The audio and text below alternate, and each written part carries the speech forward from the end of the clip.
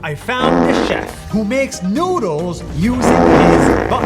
Hello, Nest TV，大家好，我係 Marco。 Marco is a chef who makes noodles by bouncing up and down in the kitchen for hours. His family restaurant has been making noodles for generations. First, he goes into this tiny room and takes a thick slab of dough. Then takes a huge bamboo stick, attach the stick on top, hop on it, and start bouncing up and down, right and left for hours and hours until the dough is super strong and super flat. They do this process with every noodle dish that they serve. This tradition of cooking is a dying art, and nobody does it anymore because of how tough it is. But Marco believes it's all worth it, and he continues to do it, not for money, not for fame, but simply for passion. That's 1 minute. See you tomorrow.